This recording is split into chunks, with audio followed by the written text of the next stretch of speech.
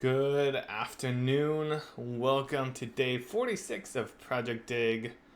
Thank you for joining. Project Dig is a 2D multiplayer automation survival sandbox game that I am developing here on Twitch and uploading all the VODs to YouTube. We're making a custom game engine and we just finished working on spine animations, which is a tool that enables you to make very complicated 2D animations with bones and skins and so on. I can show you what that looks like. Then we can talk about what we are going to be working on today. There's a spine animation. So this guy actually is set up with the bones, and you could change his skins if you wanted to and whatnot. So yeah, it's pretty cool. We'll be able to do lots of cool things with this. Took a while to get this working, but it looks good now. We can create lots of little dudes.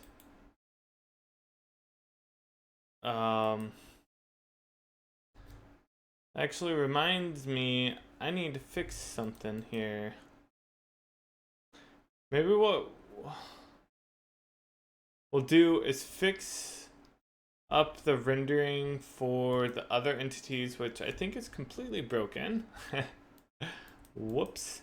And then we're going to work on netcode. We're going to try to figure out exactly what we need to do to get the netcode kind of implemented with our game system or game engine.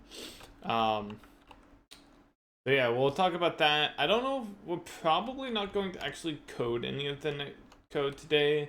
We'll just be looking at things and trying to figure out how it's going to work, because it's fairly complicated. We'll be looking at like the main backend, like how are we going to get our components synced up, you know, thinking about entities and sharing that data.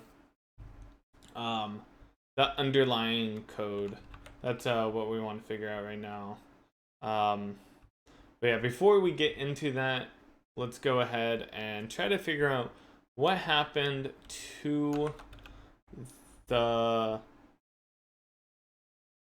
rendering of these other entities. So I believe, well, actually, wait. Let me just take a look here. Yeah, it says that we have 13 entities. No, 15. Let's actually restart it. So we just have a single entity. Yeah, that is a Cooler and Sezo. What's up? How are you guys doing? There we go. One entity. Let's see why this is not drawing properly. Is it because of this?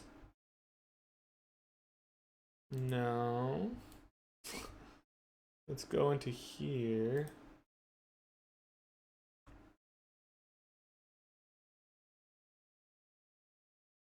Oh, wait.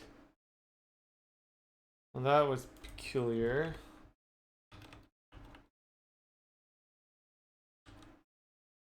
Why did it skip?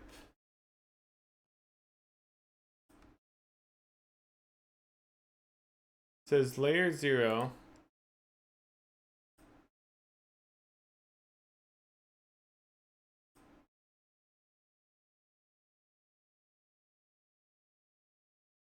Why can't I look at this? Oh, we're in release mode. Hold up. Let me build debug mode.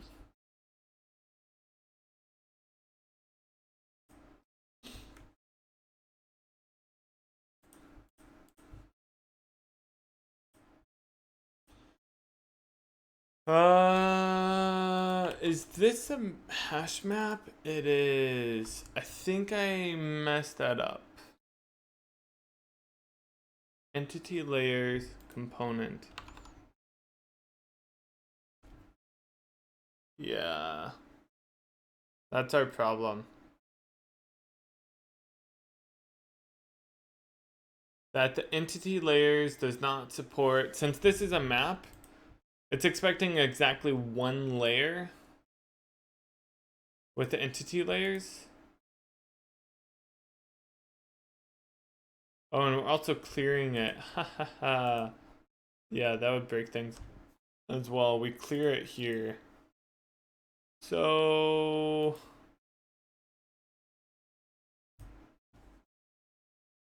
that kind of doesn't work, huh?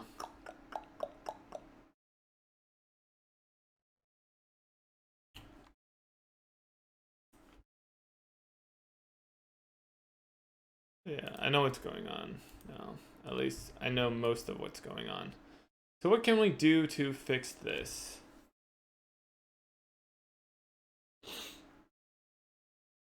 We could make a separate thing, like we could have entity layers component, we could have a spine entity layers component.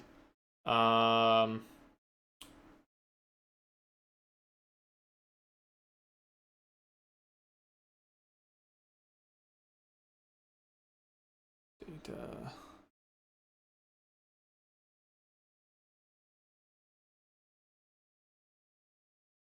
Layer index, viewport, draw, spine entities. Why did I think so? At one point I had actually made it so that this had, yeah, I don't know what I was thinking exactly. So I had done this, a struct, and I think I just call that entity layer, and it has two entity lists, render entities and a spine entities. I think this is probably best to do, and then say entity layer. So that way we can have multiple things here.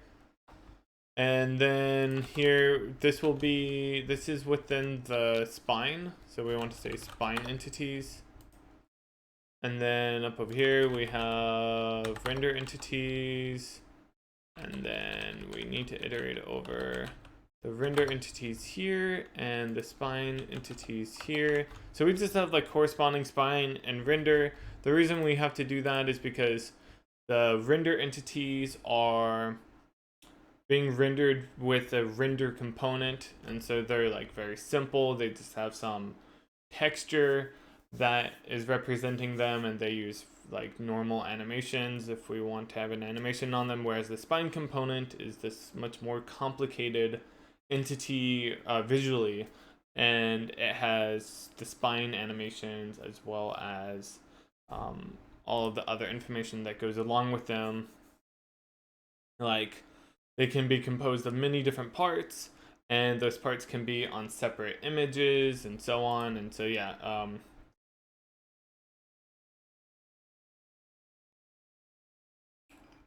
we have to kind of treat them very differently. So one thing we need to do is make it so that we don't clear it in both cases. So maybe we'll do update here. But that's something that we should probably do elsewhere, to do move entity layer dot somewhere else.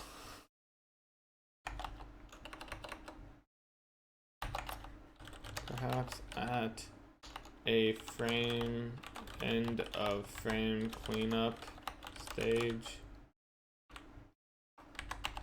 End of frame or start. Okay, let's see how this looks.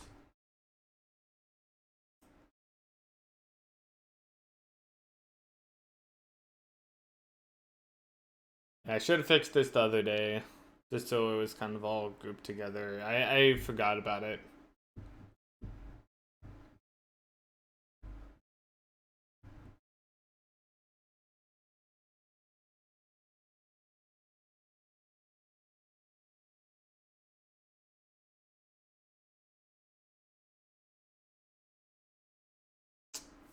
So how is everyone doing today? I hope you are having a good Sunday.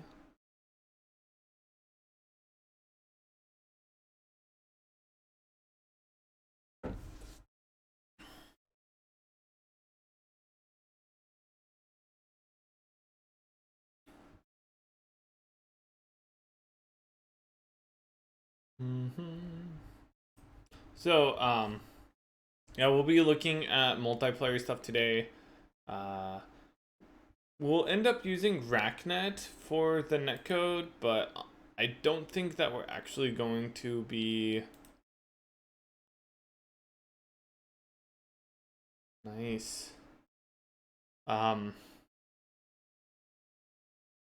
looks good. Looks like we fixed it. I don't think we are going to be implementing anything or even pulling RackNet in. We'll make sure that, like, we could disable all that spinning and transforming just by doing that. That was just testing some things. I don't really need it. Yep. There's our little sprite, our character. Cool. Looks good. Awesome. Glad that wasn't too bad to fix up. Let's go ahead. Oh, I meant to commit that yesterday. We can pull this in. Just commit them together. They're both fixing things. Yeah.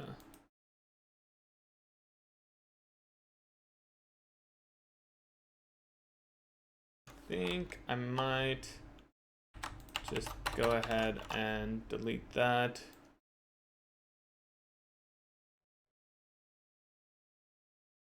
Okay, cool. So that's it. So we fixing up various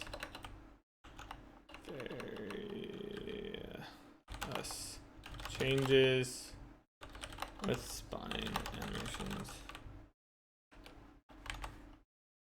Okay, awesome. So yeah, let's talk about netcode and just kind of, we can look at how I did things with Korea and talk about what was good about that and what sucked about it, and kind of just start working on a game plan for how we are going to approach netcode for Siege Engine.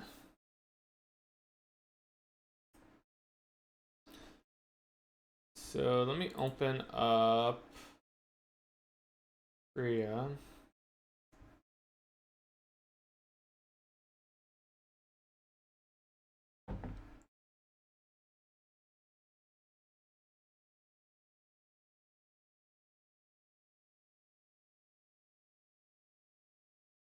Okay. So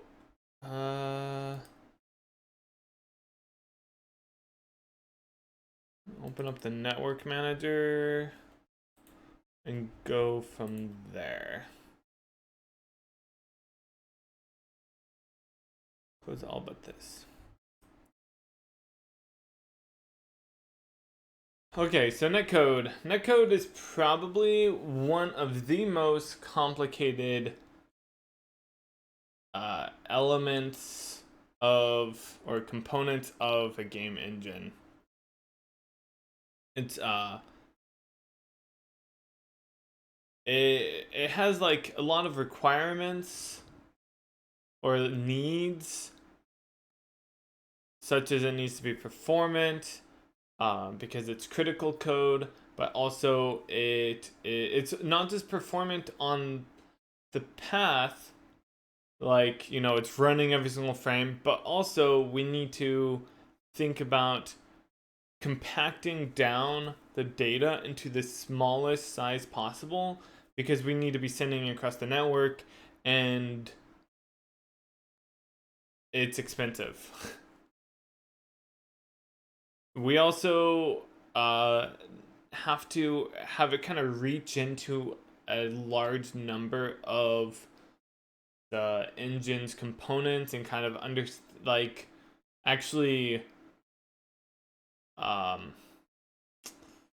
you know, at least somehow interface with it to get the data. You know, perhaps we pass in some data stream that it can read, or we provide data to the data stream. You know, we have to put data into the stream somehow that we are sending over the network. We have to figure out how to do that. And that needs to happen for pretty much everything in the game. You know, if there's a monster that spawns or that does an attack, or if there are tile data that, you know, a new block appeared, or a plant grew, a player joined, you know, someone died, or an item moved on the screen, whatever. Everything needs to be sent from the server to the client. And there's also a lot of data that needs to be sent from the client over to the server. So, you know, if the client wants to purchase an item from an NPC, or pick up an item on the ground, or interact with some item, chop down a tree, or attack a monster, whatever, we need to allow them to do that. So there's a lot of moving parts with Netcode. A lot. So today I'm just thinking we can try to figure out how are those moving parts actually going to be interfacing with our current engine and future engine components, and hopefully we can come up with something good. Hopefully.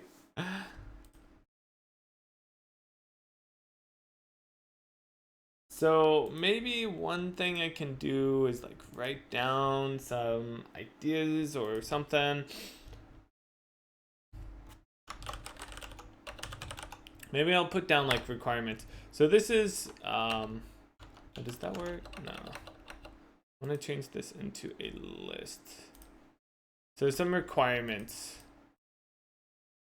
So I mentioned a few, which is performant, CPU performant, perform.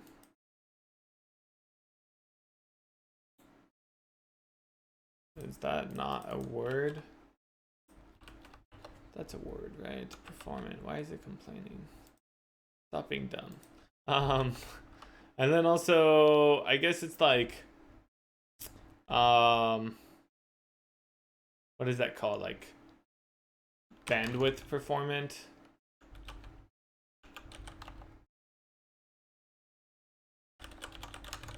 As meaning, you know, it keeps in mind how much data it's sending, and there's some things that we really need to focus on over others, such as what's typically referred to as and I'm forgetting the name, but I know where I can look it up. What is that called again? Or at least that's what I call it something. Hold up. Communication.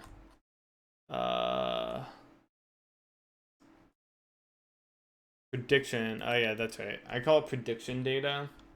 So that's stuff that we're using to predict an entity's movement or location or direction it's facing, animation. So we send to the server like, hey, the player's doing this thing, or this monster's doing this thing, or whatever. It's moving with this velocity in this direction, whatever, you know. We're able to take that information and be able to use it for multiple frames if, like, let's say that there's some lag on the network. And then we could kind of guess where it's going, and hopefully it's right.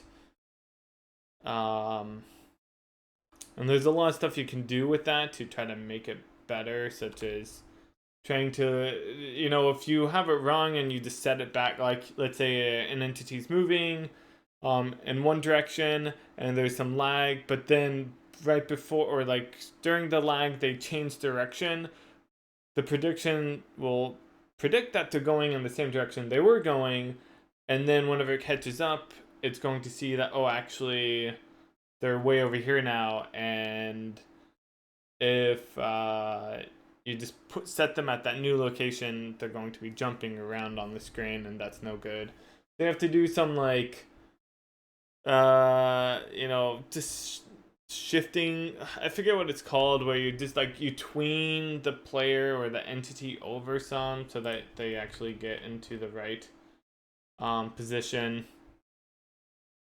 There's a bunch of other things that you can do with it, but this data is being sent constantly, and so one thing you can do with it is have it be sent as unreliable sequenced, and that just means that, hey, you don't really care if it's lost, like if the packet's dropped, and also it's sequenced, meaning that if we get an older packet after a newer packet, then it just drops that newer packet, that older packet, so that way it's not using that information. So it's like, you know, who cares what the monster's like velocity was 300 milliseconds ago if you have the velocity from, you know, 50 milliseconds ago.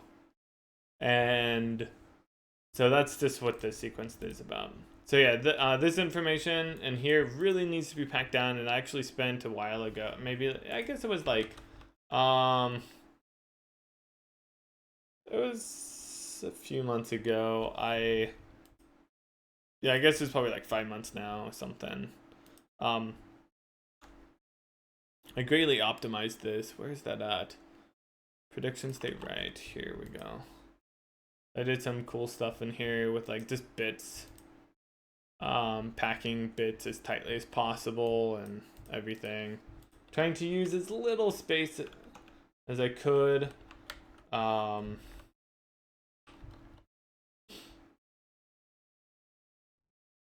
Yeah.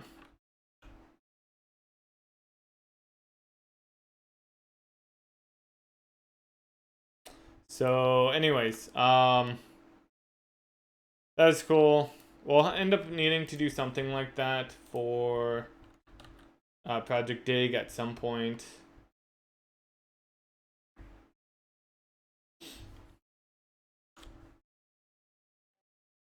So let's jump back to bandwidth, CPU performance, bandwidth performance. There's also this thing called, what is it called?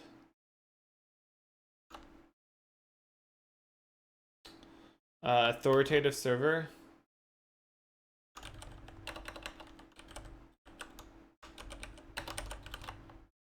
I know I spelled that wrong. Authoritative. Which means that whenever a client sends a request to the server, like, hey, I'm buying this item from this NPC, the server actually validates that that is a thing that the client can do at that moment. You know, it can do, and you can have varying degrees of this authoritative server. Like, you could have it just make sure that the player has enough gil, or RE or gold or whatever the currency is. Enough of the currency. We'll just call it gold. And you can then, if you wanted to, you could do more things like making sure that the player is close to the NPC. Or if there are other requirements, like maybe they need to be a certain level, or they have to have done some quest or whatever. Like, just checking all of the possible requirements that you would have for that player to perform that action. Like, let's say that a player is trying to use a stat point to level up a stat. You probably want to make sure that they actually have a stat point. You might want to make sure that they haven't like reached the maximum number of stat points that they can allot to that specific stat for that level. You know, just things along those lines. And so that's an authoritative server. It's really important for many things. If you don't have an authoritative server, you can have some really big issues with it. If you can just look at the Terraria servers, they are unfortunately not authoritative, and so you can do things like join a private server, or a server that, you know, maybe is hosted on like a Reddit or whatever, and then spawn a bunch of bombs. And you can also, like, the client can even like send requests to like kill other players and everything, and they can do anything. And so we just join, and they can just cause havoc. What is this IDE? This is Notion.so. It's not really an IDE, but more of a like wiki text doc solution. You can do lots of things with it.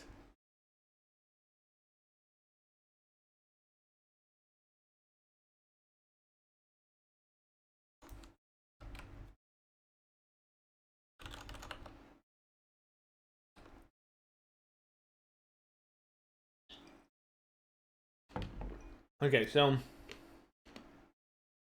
authoritative CPU performant, bandwidth performant, authoritative server.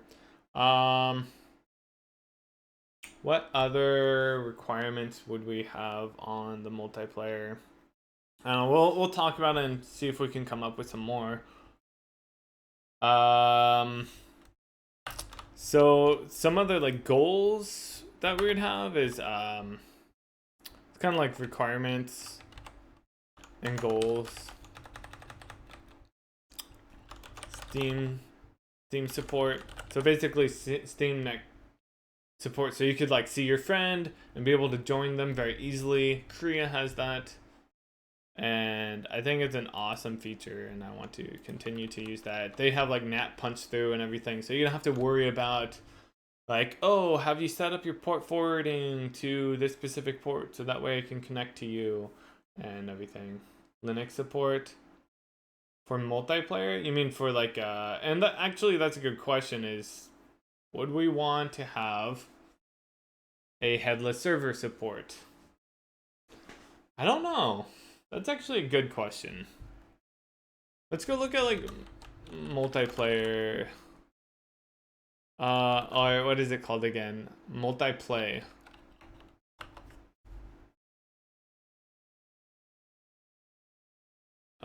Services. I want to look at the games specifically.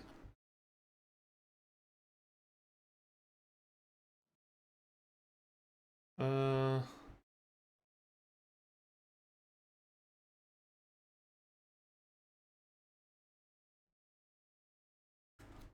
think it's like multiplayservers.com. No, that's not it. Multiplay servers.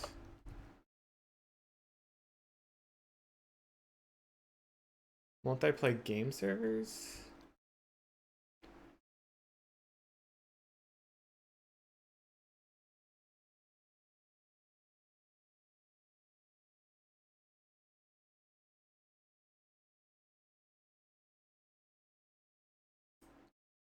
Where are the actual game servers?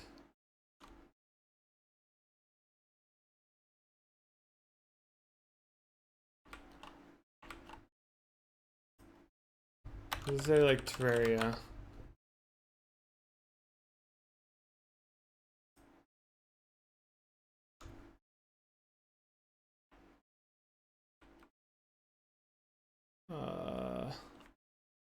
Support.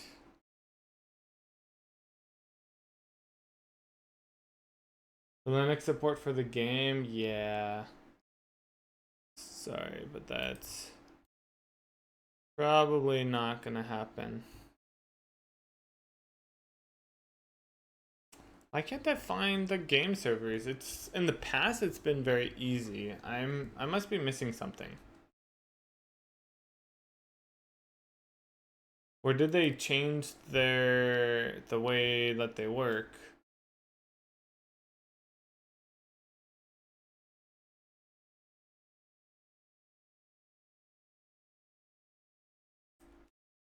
Multiplay server hosting.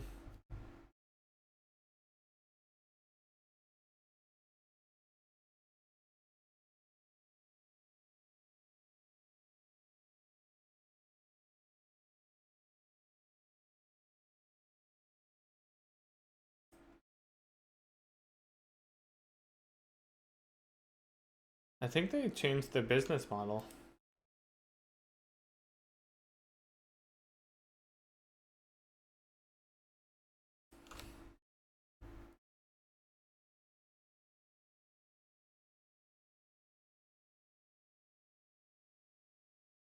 Hmm.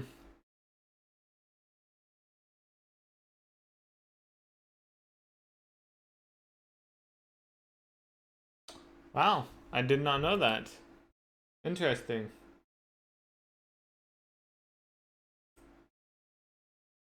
Thank you. Yeah. Thanks, Zelk. Is it Zalkarai?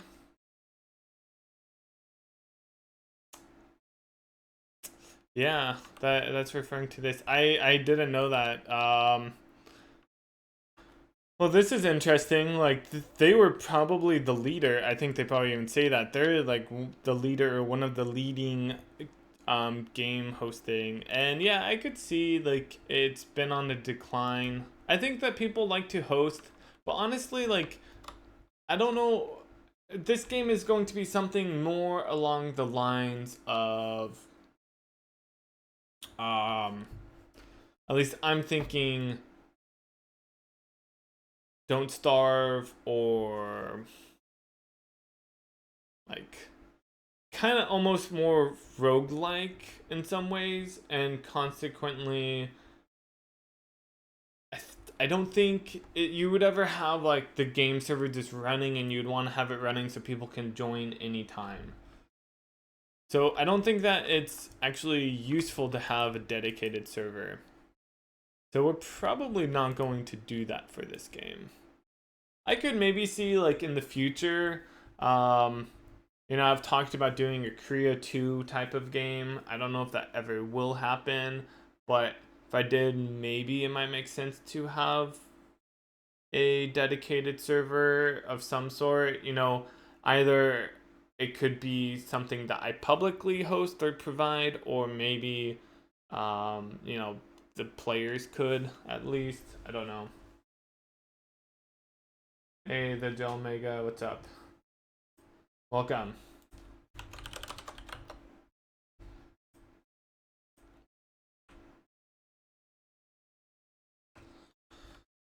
So yeah, probably no dedicated server.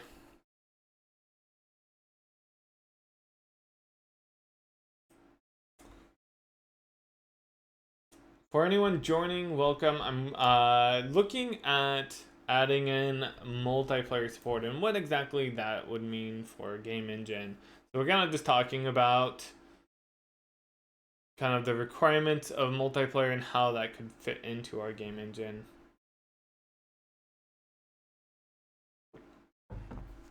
What is this game? There are the deets. If you have any other questions, happy to answer them. So yeah, we'll have a server and a client. The server is the person that's hosting. The client will be able to connect either through a port forwarding or through NAT punch through via like Steam. And I'm planning on using Netcode. So actually, a lot of this functionality I think could more or less work. We definitely can take a look at like how we might want to do things differently. But I think that this netcode, at least like this foundation, kind of works. So we have this network manager. I don't know exactly if we wanted to do it this way, but yeah. So the network manager is really, it just has like a client and a server that you can get access to. You can set up a server, set up a client, and that just initializes the variable, like the server or the client properly. And then you can call update on the network manager, and that will update the server or the client, and or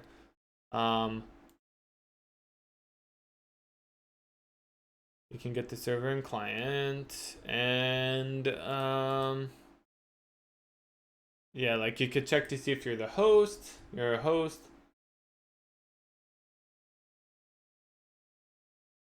That one site has a great name, Esoteric Software. Yeah. That's for spine. We were working on adding in support for spine the other day.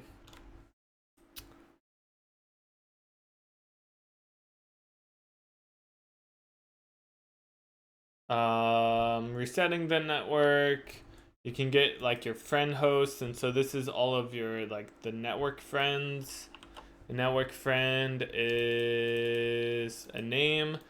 The lobby, which is like, I think it's the Steam UID or something like that for getting access to that, and if they are using a password. So that way we can like display it in a UI, and you can just say, hey, I want to join, you know, Siege's game, and you click on it, and if they're using a password, then it prompts them for a password. Otherwise, they disconnect with the net punch through.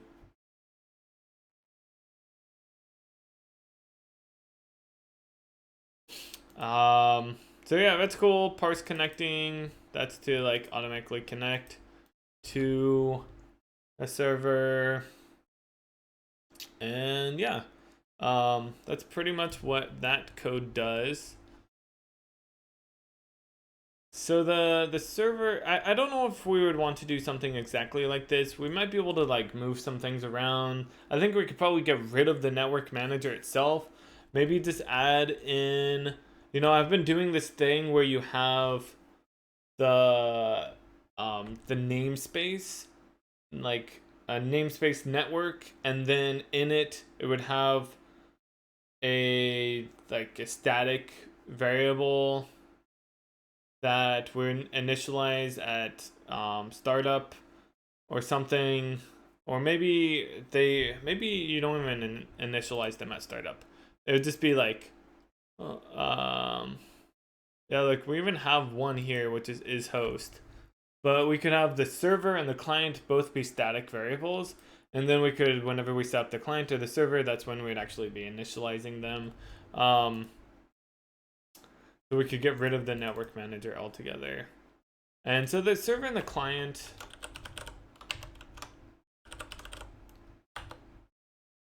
they are built on top of RackNet.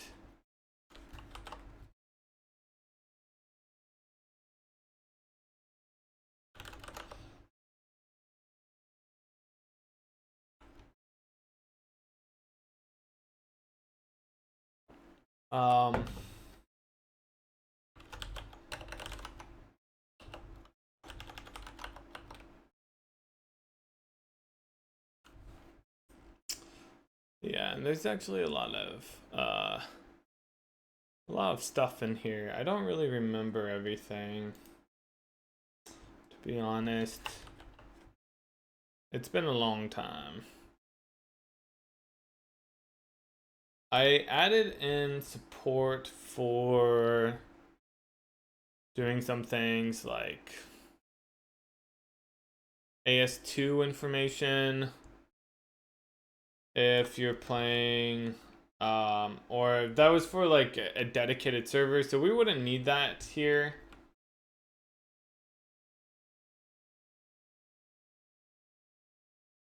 Here's, yeah, AS2 plugin.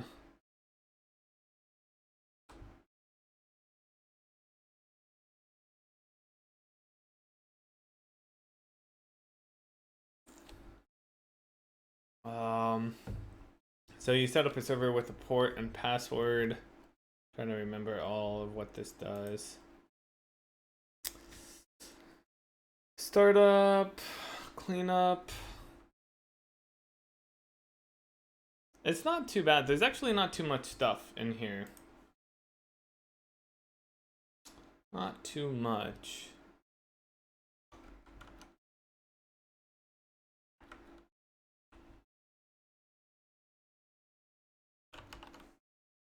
Set the world name. Some of this stuff is really for AS2 stuff, which we would not need. Or the AS2 plugin. AS2, I don't even remember what AS2 is. It's to be able to get information. Like, you can see the type of information that we provide. The server name, the world name, the name of like, or the type of server or something along those lines. The player count, the maximum number of players. If it has a password, No VAC, the game version number, stuff like that.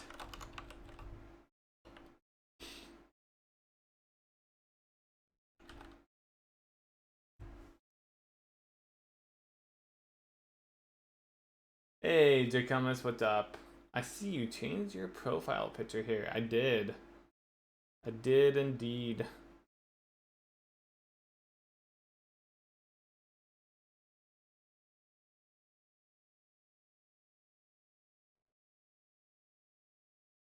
Can I run it? Sure. So we're working on projectDIG. There isn't much here yet. We've been working on the game engine, so we have actually like I think about 10,000 lines of code now, but we haven't done like anything gameplay wise. So it's just like we can draw graphics and we have a UI, but it's hidden right now. And we have this like whole entity component system and whatnot. So we have a lot of code doing things, but it's like we're not really using it that much yet. We're kind of like just focusing on the foundation so that way whenever we start building upon it, we can build straight up. I was looking at my live panel on the left and I was like, Twitch told me Jason was streaming, but I don't see him. Yeah. Yeah, I updated my profile picture on like YouTube and Twitter and a few, I think that's it maybe. So I was like, you know what, I should probably update it here as well. Yep. So these are the spine animations and these are just normal entities. So today we're looking at how we are going to add in support for multiplayer. And at any time, if you guys have any questions, you're more than welcome to ask. Happy to answer.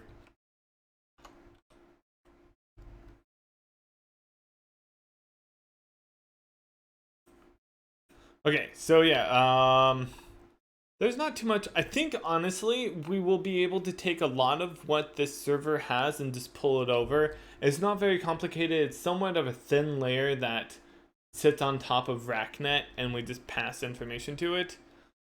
And I don't really see why we would need to change this. So yeah, we have a server, and then we have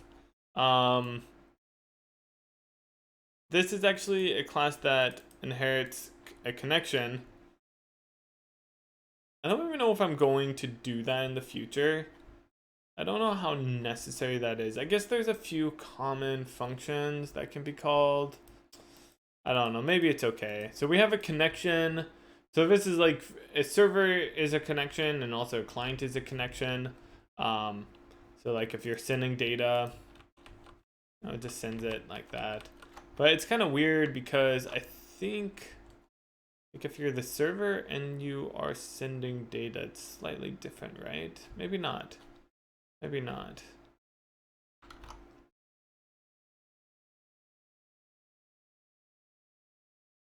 Send network ID recipient.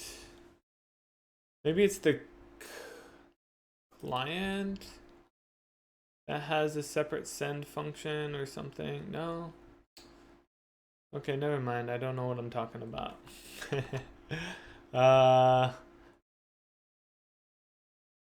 Yeah, so I imagine that whenever we want to pull this code over, we'll just be like actually pulling it over and tweaking it, not having to change too much of it. A lot of it will just stay as RecNet. There's this other library that I'm taking a look at. So I say I'm using RecNet, but there's I have a bookmark for it. Research. S-like. There we go.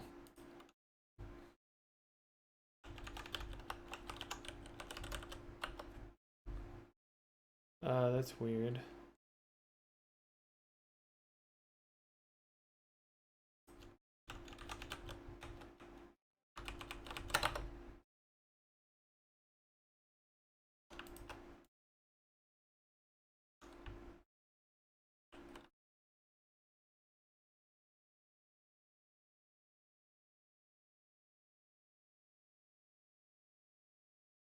Yeah.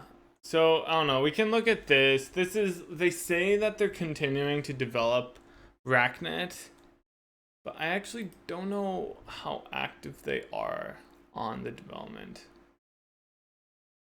It's like they're fixing things. I don't know. I might want to use something like this or not.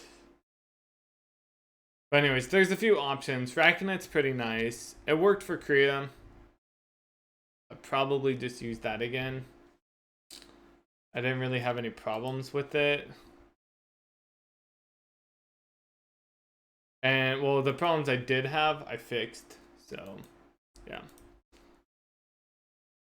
So this code, I think is pretty good and we'll be able to use in the future. We can do a lot of cool things with it, like having receipts and whatnot.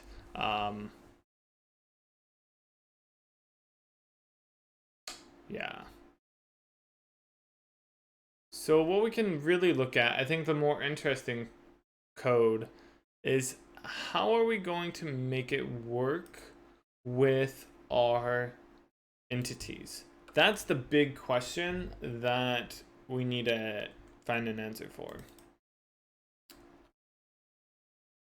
So I'm going to give this quick overview of the state communication and then kind of focus in on the entities. So the state communication is kind of the backbone of syncing data between the server and the clients, or from the server to the client. So it knows all the players that are connected, and whenever a player connects, it will kind of register them and make sure that they are getting the data that they need to have based off of their like location inside of the game world. And it will track what information the player knows and be able to kind of phase things out as the player moves around. So if a player drops into the world, we need to say, okay, here's all the like tile data nearby you so they can actually display the world, and here's the entities that are nearby you so they can see the entities in the world, and whatever else. There's a lot of other like information that could be there. And then as the player like moves through the world, we'd want to be sending them all the entities that are in the areas that they're moving towards. And then as entities are like, as the player moves away from entities, we want to start telling the player, hey, you don't need to worry about this entity anymore. It's like too far away, so we don't need to send any state information, because we want to try to keep the number of entities and just data that the server is tracking for the clients. So that way we can keep the amount of data that we're sending to the clients to be as small as possible. So if there's 10,000 entities in the world, but there's only 300 next to the player, then let's just send data on those 300 entities, and as they move, maybe they'll move and it will grow up to 400 entities, but then after a while the entities that are now kind of further away from the player, they'll get removed, and so then the player is only tracking 300 again, or maybe it's 350 or 250 depending on how many entities there are near them. And so that's what the state communication is handling, is just like all of that information. It's also tracking like how often it needs to be sending that data, and it sends the prediction state information. And yeah, this is some very complicated code. There's a lot of different moving parts in here, and what I ended up doing is like having these different states that we would send to the client. So we'd have like, oh, here's a game state of all the entities that need to be created, or here's all the entities that need to be destroyed on the client, or components added and removed, updating the entities, renaming them,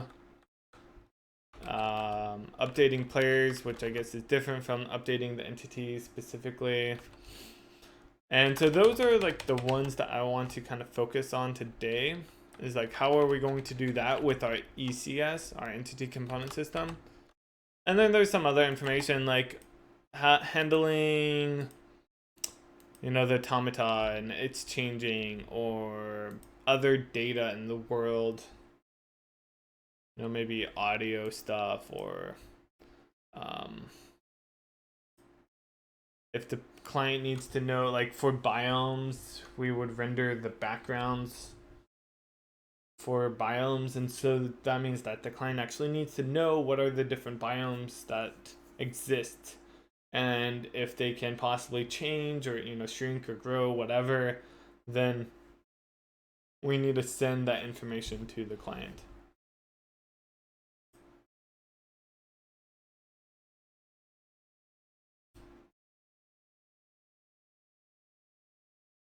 So how this works is that what I ended up doing is I have this, and I honestly don't know how good this solution was. It's something we can think about and look at. I think it was okay. There was some really nice things about it, maybe some bad things.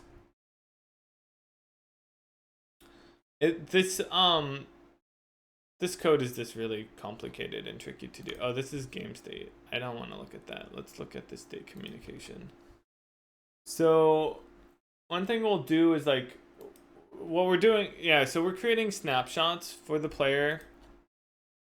So we're like, or for the players, we're like, hey, here's all the information that changed since the last frame.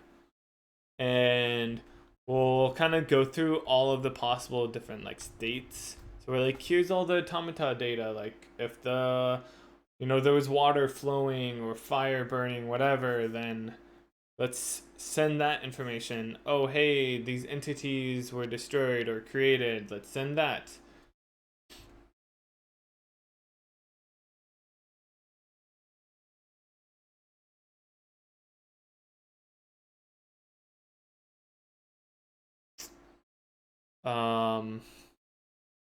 So that's all happening here, and I have this, I guess it's a map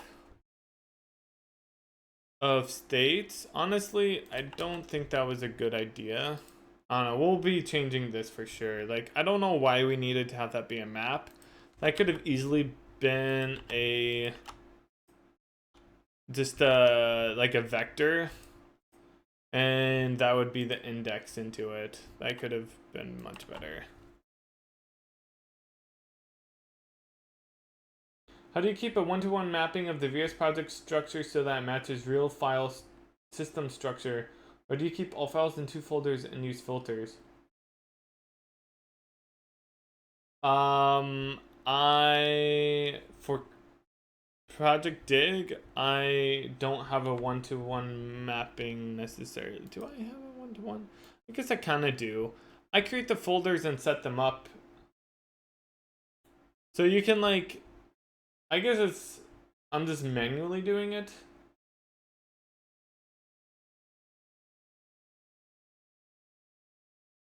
So, you know, you can add a new filter, and then whenever you create the items, you can add the items into, you know, the various folders. And here, so I like create a new folder inside of the directory, and I could create a new filter, and here, that's it.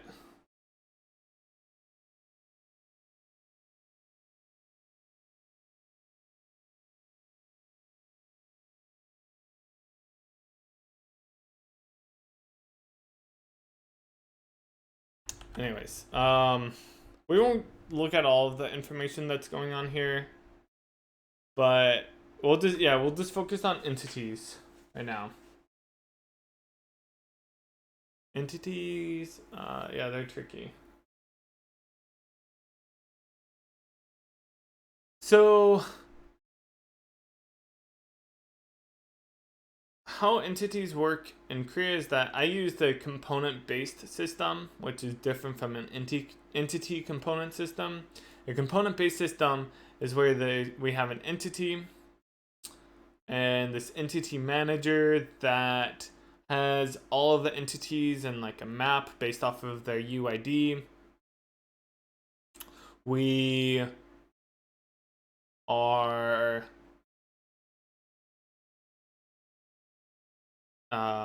storing some information in the entities. We have all the components associated with the entity directly, like that's where the components live. And then we have some other information like what components are dirty within the entity. And we have like callbacks on when the entity is destroyed or whatever, just stuff like that. And so when we are wanting to sync data from the sync the entities from the server to the client, all we really have to do, let me find this unpack, that works, is we just say, hey, let's call the entities pack or unpack functions, and that will go through all the components and check to see which ones are dirty, and then it will pack them up, add them into our data stream, or in the future we're going to have this write stream. All right, well, in projectDIG we have a write stream that we would be writing to, and then it continues on, and it will pack up other entities that need to be packed up. So it's pretty basic.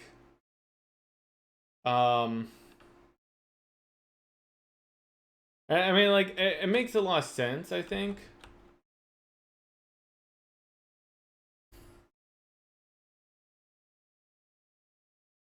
But it's a lot harder with, I think it's going to be harder with our entity component system.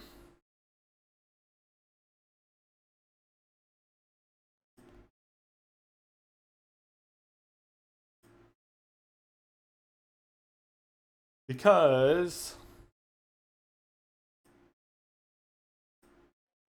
our entities, yeah, I don't know. We'll have to, I guess we're just gonna have to do things differently. It might not be harder, it's just different. That's the big thing, is that it's different.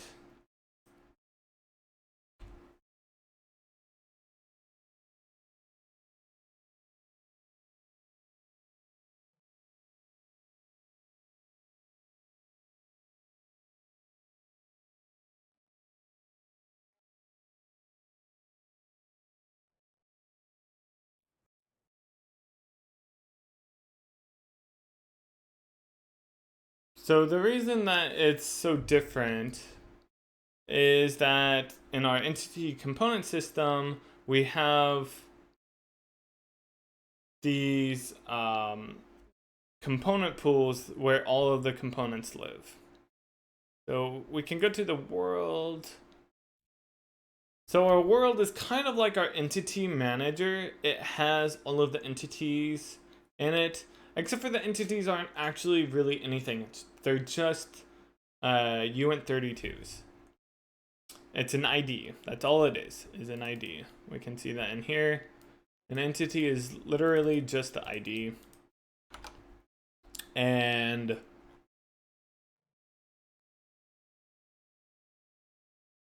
that ID is used to point to the components that are corresponding to that entity, or that are like connected to that entity, associated with it.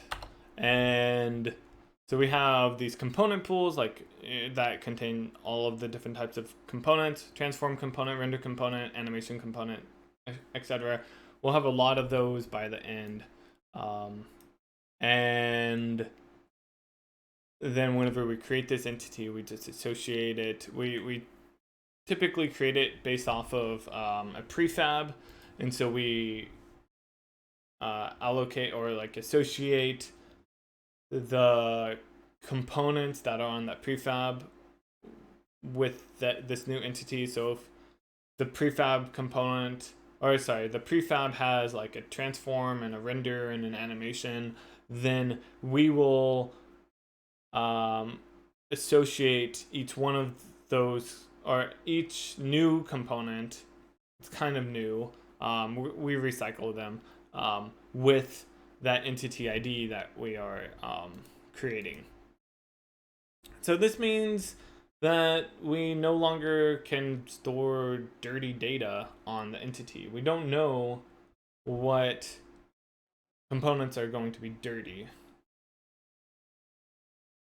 We can't easily just take our entity ID and say, hey, give me all of the entities that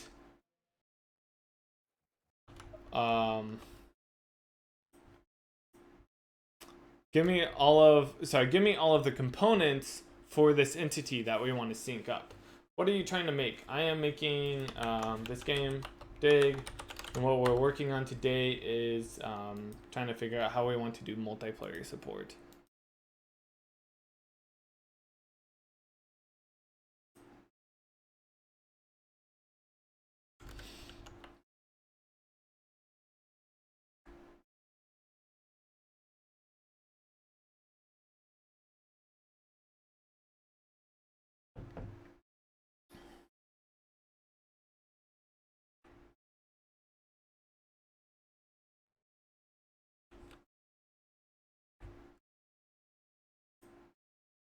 Nice Twitch icon, dude. Hey Kyle, what's up, man? Thanks.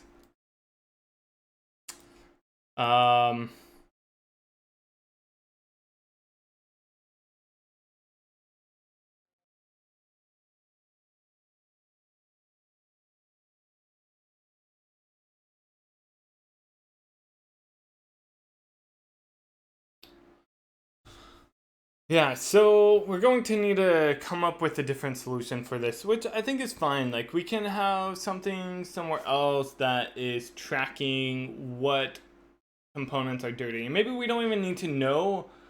Well, we kind of do. And so this is the challenge, is that we can kind of know what... I don't know, maybe we can come up with a nice solution for this. So one of the challenges with multiplayer, as I was explaining earlier, is that we need it to be performant, and particularly like bandwidth performant. And so we don't want to be sending data on all of the entities in the entire game world. We need to kind of focus on just the ones that are kind of within visible range of, like, in the viewport of the player. And so that means that we kind of need to know what are the entities that are nearby, and then be able to send data on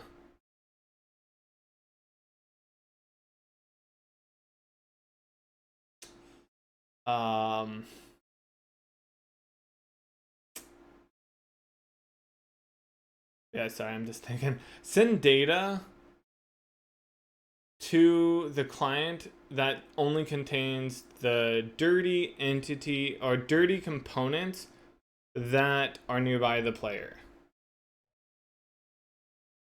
Which means that we kind of always need to have the transform component. So what I'm kind of thinking, I'm sketching it out in my head right now, but what I'm kind of thinking is that maybe what we could do is have this like system or something where we just tell it which components are dirty and what the entity is that's associated with that component. And then whenever we are trying to figure out exactly what data we need to be sending to a specific client, we can determine, we can know all of the entity IDs that player's tracking, or that we are tracking for that player, the server, and then just go through all of the components and say, hey, is this component in our entity list? And if it is, then we want to add it in. I don't know if that's a good way to go about doing it. Maybe it is.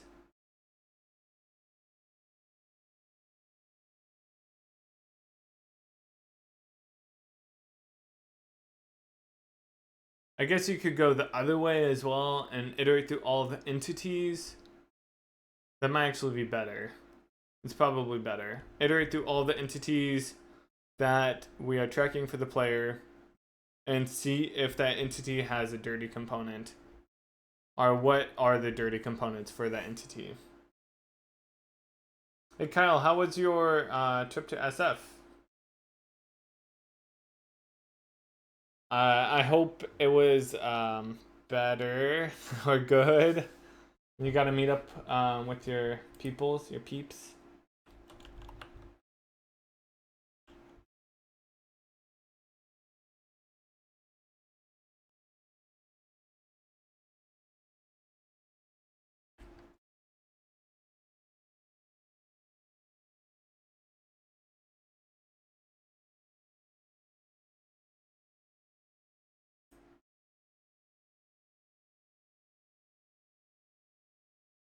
SF was pretty neat. Good food and good friend times. Weird smells though. Yep. Def. Good to hear. Good to hear.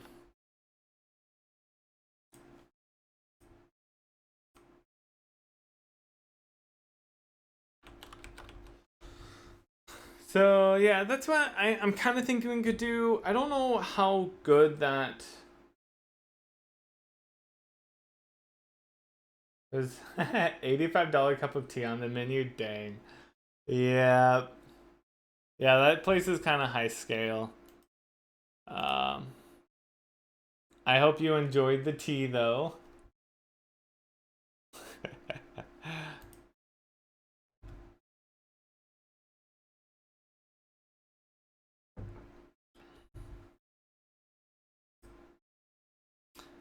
Hey, some people spend hundreds of dollars on a bottle of wine.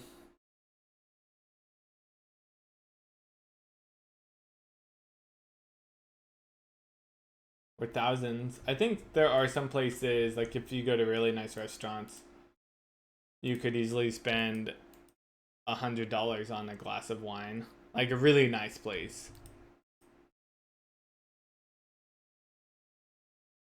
But yeah, it's pretty crazy, for sure.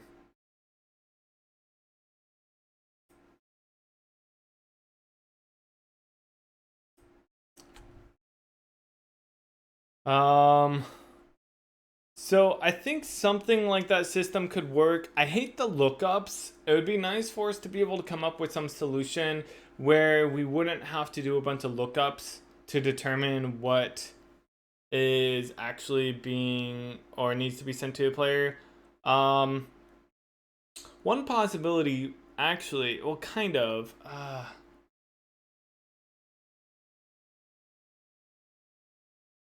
don't know if this would work.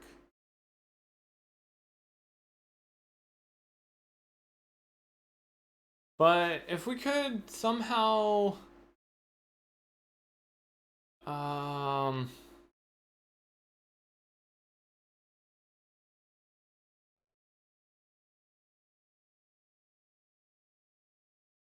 maybe what we could do instead of having lookup, well, I don't know if lookups would be bad. What would be best there?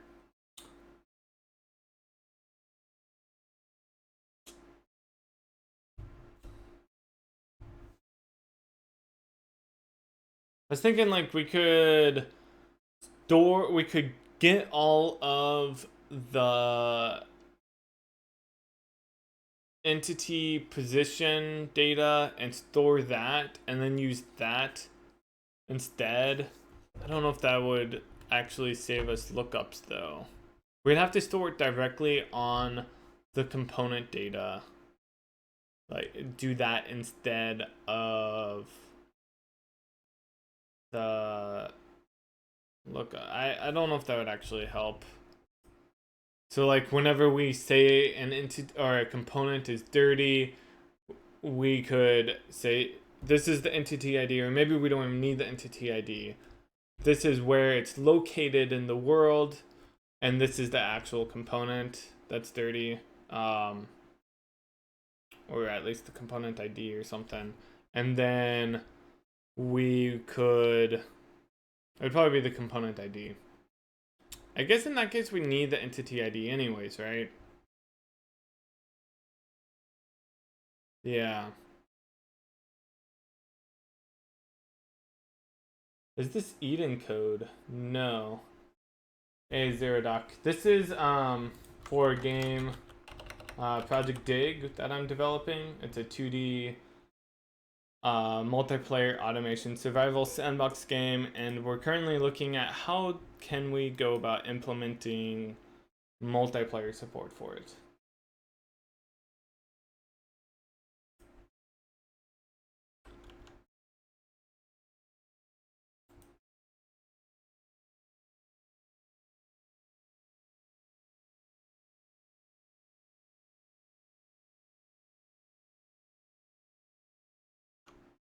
So I'm just kind of like thinking out loud here during this stream. How can we possibly go about doing this? So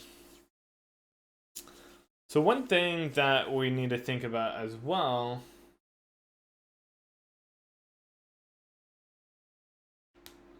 is how are we going to actually go about marking an entity, or sorry, I keep saying an entity, but really it's a component as being dirty. We've changed the component.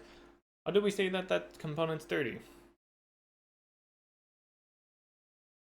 I'm used to you streaming DSP code comments. Yeah. I haven't streamed DSP for a while. I am currently streaming like pretty much every single day, working on projectDIG.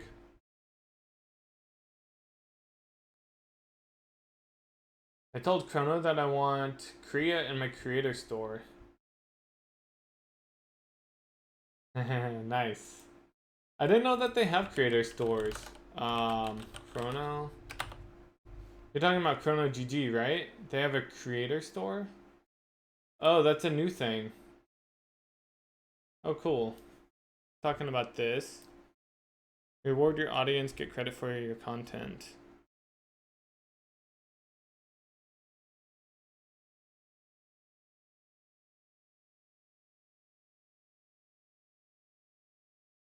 Nice, that's cool. It's kind of like it's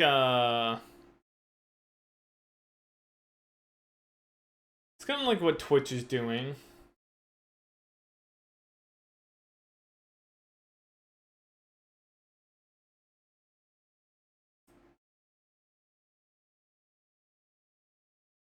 Nice, that's cool. I didn't hear about that.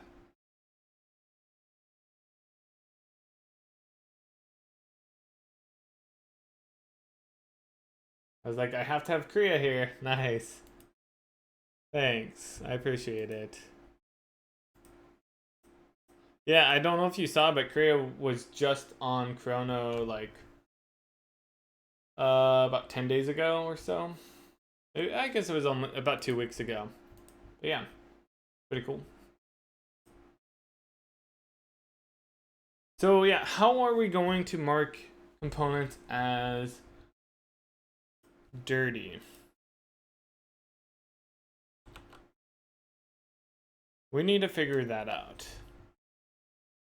Let's go look at like, I think just about anything will work. We don't have a lot of systems right now, so that makes it a little trickier, but we're gonna maybe look at like our physics system, you know. We go into here and I mean, I guess a lot of this stuff we use for prediction data. We don't have other stuff, but let's pretend that like our spine skeleton is changing and this spine component has changed and we want to mark it as dirty. How do we do that? Sadly, all of my friends already own it. That's not such a sad thing. And they can always buy it for their friends. Wink, wink. I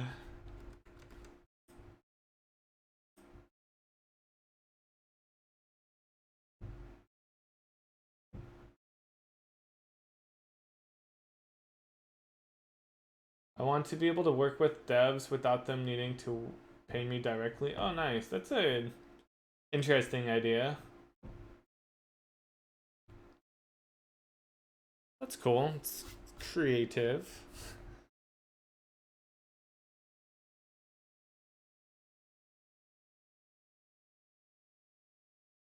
So one thing I could see is something maybe like network dirty entity. Dang, I don't even know, like, I guess we could do something like this. Spine component. Wait, what is it? Is it or what is that called again?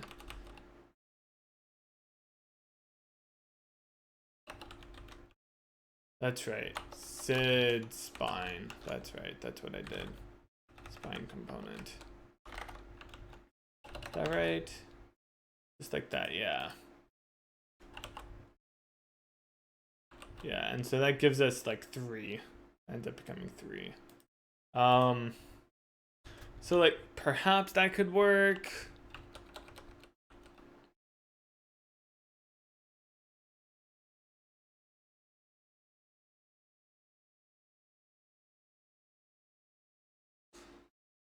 And so then we would have to look it up later what that is. Which wouldn't be hard to do.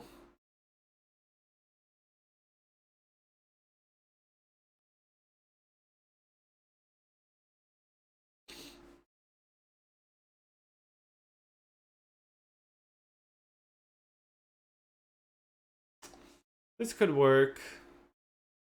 What do you guys think? Is there a better way to go about doing this? So what would it even look like? We would probably like... Well, one thing we could maybe do is have it stored as like a uint64 and combine the two. Would that work? So then it could just be a flat, like straight up an entity. It's a little way. I guess another thing we could do is have a special struct just for that. Although it probably would end up being a line net anyways, and it would be 64. I don't know what we'd be gaining from doing that. I don't think we would want it to be. So we probably want to have whatever we're storing here be as flat as possible. We could also store it in the world. I don't think we want to do that. I think it would make sense to store the dirty stuff here in the network.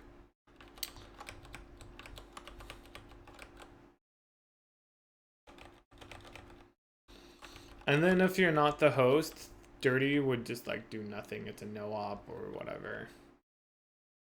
You changed your profile picture. I did. It's like I got a haircut and everyone noticed. Yes, I did. I changed. Was slightly disoriented. Dang, I didn't really even think about that. Like it confusing people. I kind of did it somewhat haphazardly. I'm like, oh yeah, I should just do that. Give me one moment, guys. I just remembered that I'm here alone with my daughter who's sleeping in the other room and I have the door closed. Hopefully she's not fussing. Yeah, give me just one sec.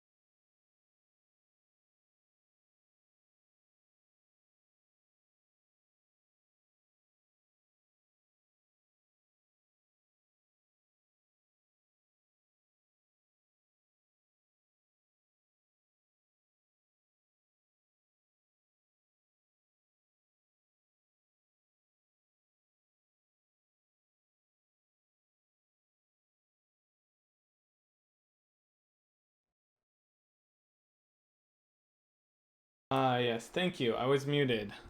Thank you. I was saying Kaylee is still asleep, so that's good. And thanks, Cooler did the BRB screen. So yeah, he was the awesome one who did that. And well, Kelly like added the text and moved things around, but yeah. So yeah, we could do, I think network dirty, something like this would be best.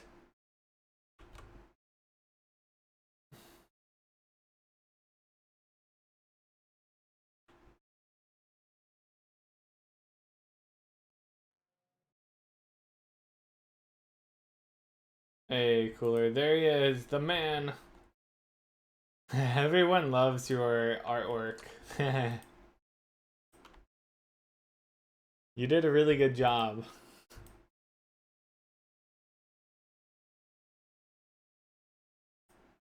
I think this could work. We could, if we wanted to, also do this bind component.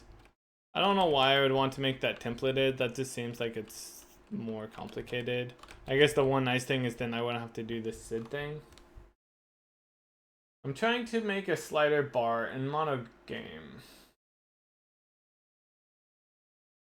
Do you have UI?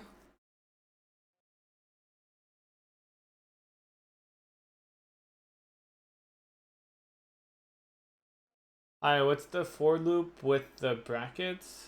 How does it work? Is it from C++ 17? Yeah. So, you know, without this, the brackets, it's a ranged for loop. With the brackets, what this is called is a structured binding. So you can check out structured bindings. Binding. Here we go. And so you're able to kind of store the data into those, whatever that's returning. So in this case, we have this query that's returning a so world.query returns a seeds query of a transform component and its bind component, and then that has that object is iterable and it returns a tuple. Query. There we go. So while we are iterating over it, why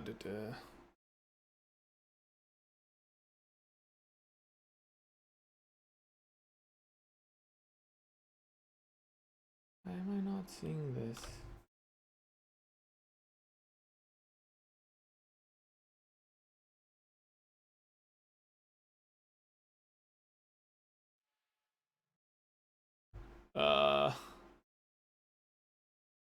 Oh, there it is. I just have it as forward type. That's why I couldn't see it. So this is forward as tuple. So this is a tuple of the entity and then the component itself.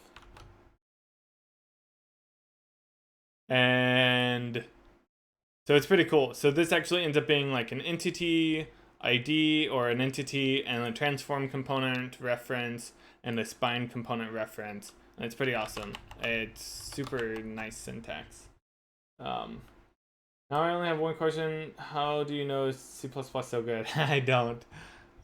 Do not be deceived. Whenever I started this project 46 days ago, I had not used like C++ 11 or up. And so I've just been learning. I've just been trying to push myself to learn this stuff.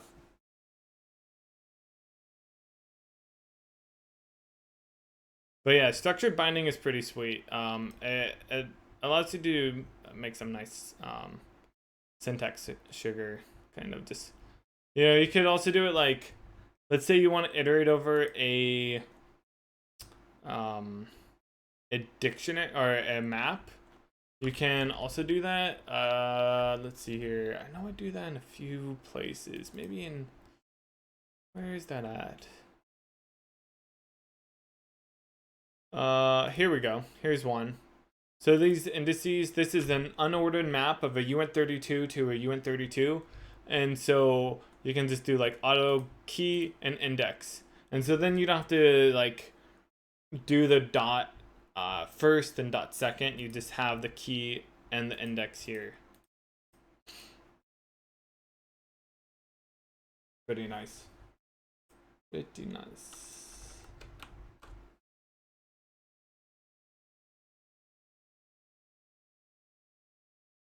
So yeah, I think something like this would work. It kind of sucks that we would have to do this every single place that we want to change a component. But I don't know of another way to do that.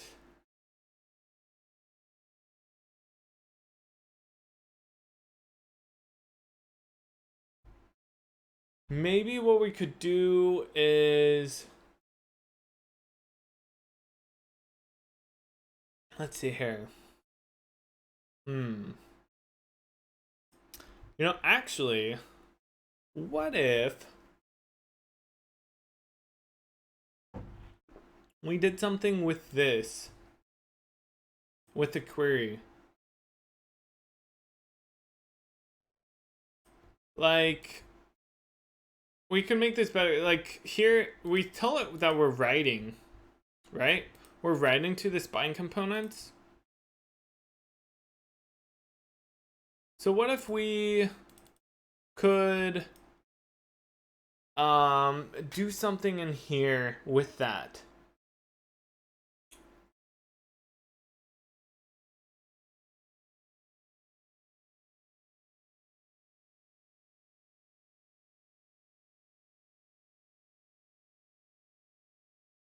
Like, when I'm thinking, where do you learn all these features? I mean, part of it is that since I'm streaming the development, people have been telling me about some of them, like, oh, hey, you can do this thing. Or they'll be like, why aren't you using this feature? And I'm like, because I don't know about it. But also you can just go to the websites and you can like look at, you know, C++ 17 features. And then you can get a list of all of the features that are in C++ 17. And that's not really what I was looking for. I also looked at some websites like that, like what are the new features for C++ 17? But there are some places that actually just list them out. Like here you can see all the compiler support for the various C++ features. So you could, you know, scroll down. Here's C++ 17 features. So you can see all the new features that are being added in and what compilers support them. Like I'm using MSVC. So you can see like, oh, they have new auto rules or static assert with no messages or I don't know, whatever. They have a bunch of stuff. Fall through attribute, no discard attribute, maybe used attribute. So you can like click on those and const expression if statements. So you can look like, how does a const expression if statement work? And that stuff.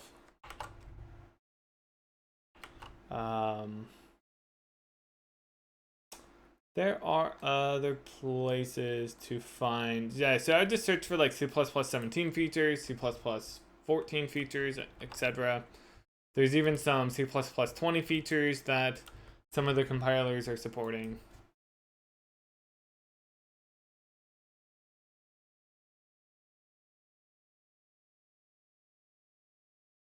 So yeah, one thing I could maybe do in here is, I don't know how would I do that? So this is going to give me all of them.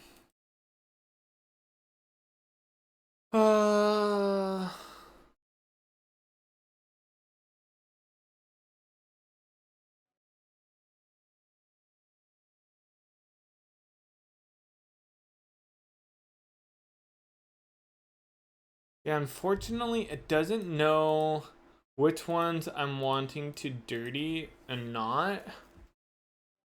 I guess I could do something like what... maybe that could work. Like, what happens if I pass in a const transform here? Does transform become a const transform? Yeah, it does. So that's actually pretty cool. So maybe I could do that.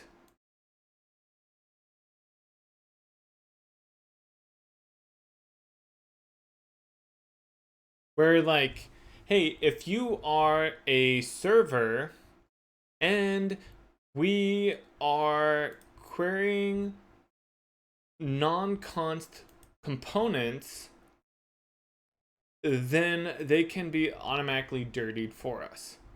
So in this case, since our spine component is not const, then that means that it would automatically do this for us inside of our like query function. You know, maybe it would be something like, so this returns our query.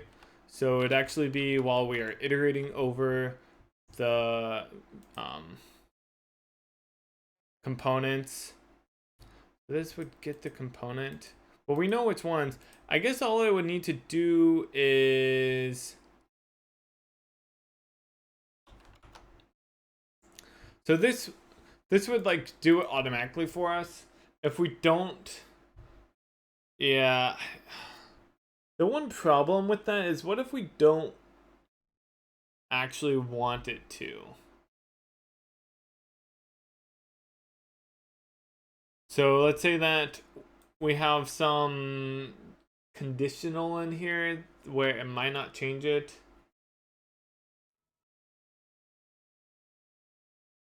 What does keeping up entail? For the compiler to keep up with the features, it's just, you know, a matter of releasing updates often enough,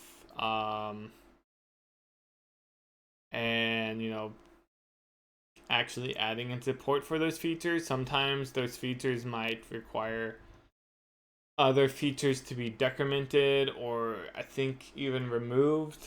I know like C++ 11 and 14 started deprecating some features, and they are actually now being removed in like C++ 20.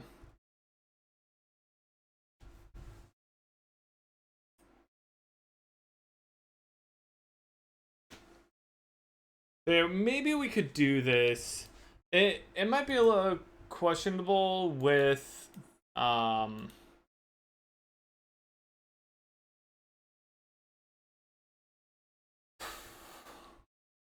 with it as the server. Maybe we could have a special type of query for it. I could see that, where maybe sometimes we would want to have like a, you know, maybe query and dirty or something like that, which is for the server. And it would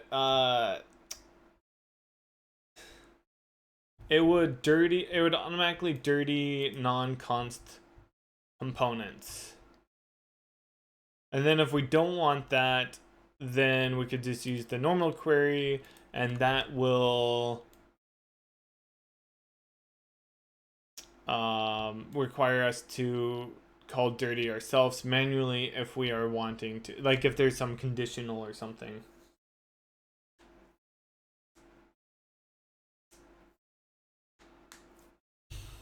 It's kind of what I'm thinking. The nice thing about having it be automatic is that then you don't really have to worry about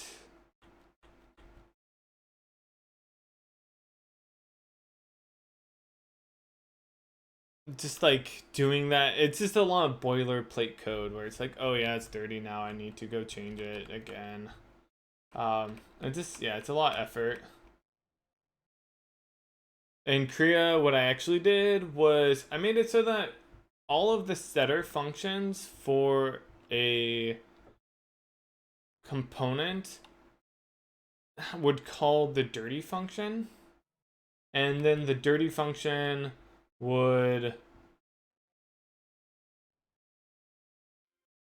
just like add it to this dirty list. So if I go to, let's go to our inventory component. That one's actually not a good one to look at.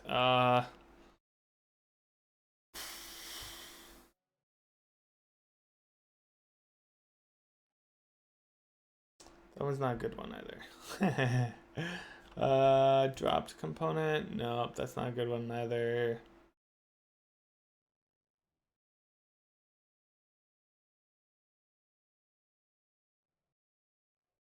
I can't find a good example. Combat component should work. Right, yeah, here we like set alive, set fatigued, and we call dirty on them. You can see all the dirty functions being called. And so what that does is it gets our parent entity. It makes sure that you're the host and it's not already dirty. This is like so wasteful. Like, yeah, get parent. There's like, yeah, there's just so much stuff going on here. And this is called so much.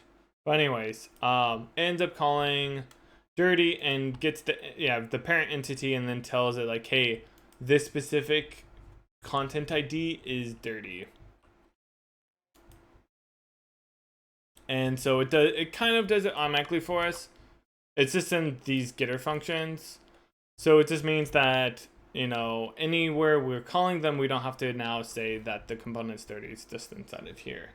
But since our components in our siege engine have no logic whatsoever, we don't have that. Like, we don't have setter functions on our components because it's just like, you know, a rectangle bounds or a vector scale or the animation index, whatever. And so we don't have functions that are being called to set this information.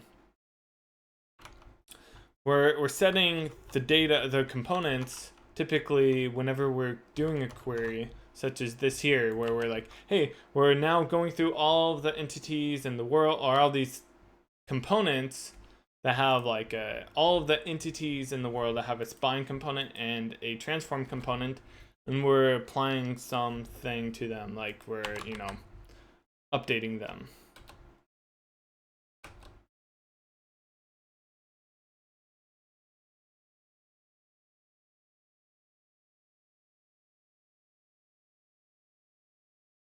Yeah.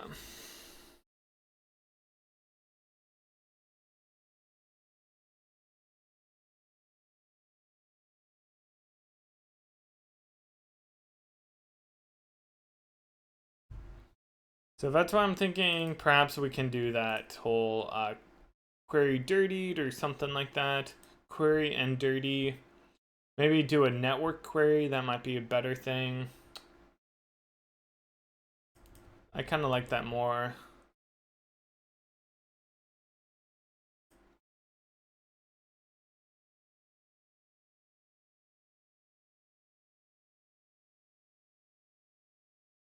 And so that would be for, that's like, we're specifically looking at our dirty components, which means that is our components that need to be updated, right? Dirty component, right entity. Yeah, I think that's happening in here. Update state. Yes, that's this thing.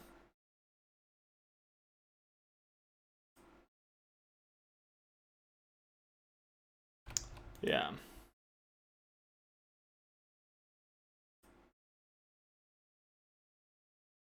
So,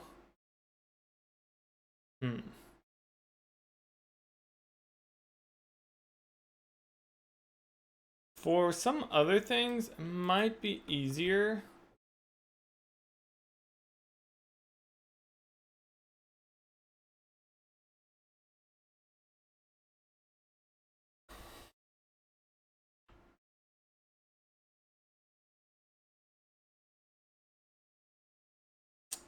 Thinking like, if we destroy an entity, I guess in that case, everything is dirty. And we have to like grab all of the components.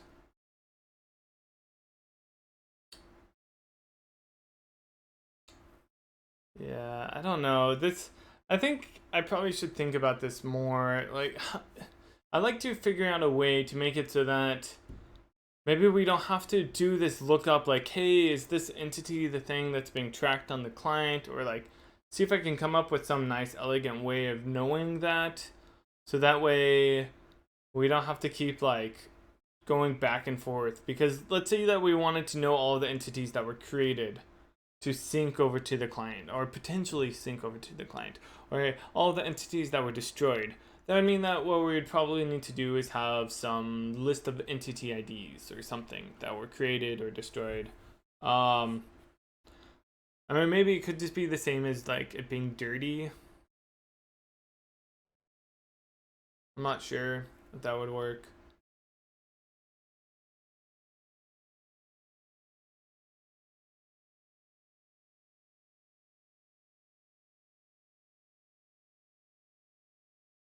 Um, but yeah, if we just had like a list of entity IDs that we're going through, then we'd have to do this like lookup where we're like, okay, now we need to um we're going through all the entities. We check to see if if the player's tracking or the client is tracking that entity, or we're tracking the entity for that client. If we are, then we need to go look up the component in the component pool. And this is like a lot of jumping around to get to that specific component. And it would be nice to be able to just like have a list and just like, fly through it. Say, okay, this is all the data we need to give to this entity. Hi, why are you using boost shared pointer instead of shared pointer from STD? This is the Kriya code that I'm looking at here, which I wrote without C++11 support, and so I use Boost for Kriya's engine, but we're not using Boost. We're not even using shared pointers in our new engine. So yeah, it's this old code. We're just kind of looking at it, talking about how I implemented things for the Kriya game engine. So yeah, I would like to come up with a solution for that. I think I'm going to think about that. I was planning on keeping this a short stream. It's actually a really short stream, but I want to kind of think about that, and I need to be watching Kaylee soon when she wakes up. So I think this is kind of a good point to stop. But yeah, tomorrow I am going to be streaming again, and we will continue to look at this multiplayer stuff and maybe start pulling some things over and trying to really figure out how we are going to better support this. So that way we can actually have some, like, maybe the goal would be get some network stuff going on where we could like connect to the client, or have the client connect to a server and have entities being created on the client and being animated or whatever. Like, if we could get that working, that would be awesome. Even though like it's super basic and there's no gameplay, if we just have that communication happening, then as we continue to develop the engine and start adding in gameplay stuff on top of the engine, we'll just have it working, and we won't have to worry about like retroactively adding in multiplayer support, which is a pain to do. That's what I did for Korea, and yeah, it sucked. So yeah, thank you guys for joining. I appreciate it.